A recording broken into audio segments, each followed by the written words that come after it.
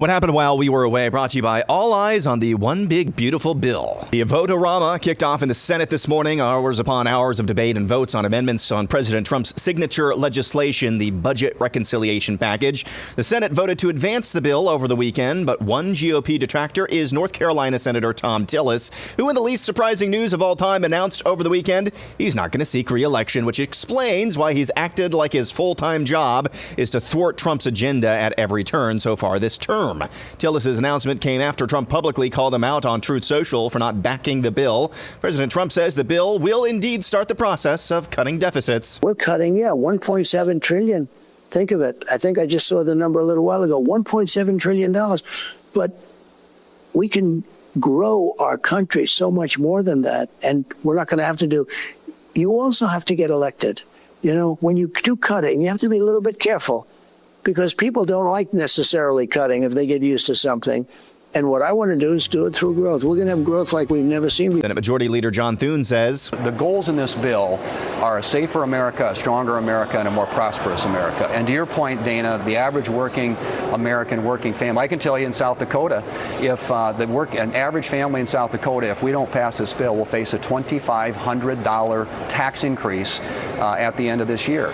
That is the real world impact of this on people. Plus, you get the energy, the regulatory, the tax policy working in a way that creates economic growth, that creates better paying jobs, people's incomes go up, that enables them to do more for them and their family. One Republican senator who previously said he would not be voting for the bill is Wisconsin Senator Ron Johnson, who said over the weekend that after talking to the president's team, he understands why they want this bill to pass and will be supporting it after all.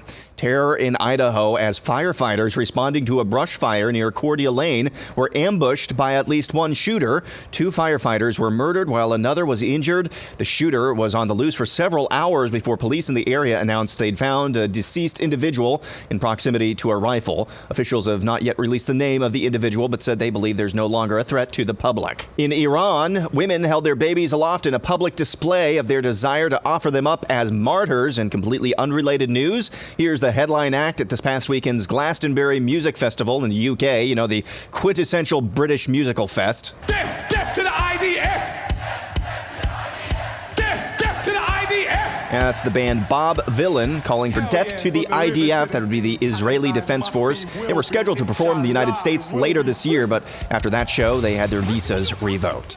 A new Emerson poll of the 2028 Democrat primary finds Pete Buttigieg leading Kamala Harris in a prospective field of candidates. Curiously, despite leading the pack, Buttigieg has 0% support from black Democrat primary voters.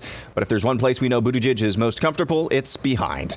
A Washington Post journalist who won a Pulitzer Prize for his work on the Roy Moore story years ago has been arrested by the feds for alleged possession of child pornography. Also, David French is celebrating the hiring of a tranny by the news outlet The Dispatch. And finally, opening this week, lawsuit pending, is Alligator Alcatraz in Florida. Here's Governor Ron DeSantis, who has built a giant containment compound for illegal alien deportees in the middle of the Florida Everglades. So, this is going to be, illegals will come in, they'll be processed, there'll be places for them to be housed, you'll have an ability for food, you'll have an ability for them to consult legal rights if they have that, because there is a process that's involved with this.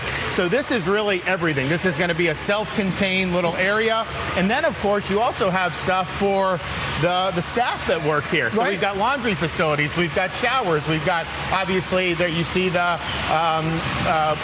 shower and bath facilities. Awesome. And that's what happened while we were away.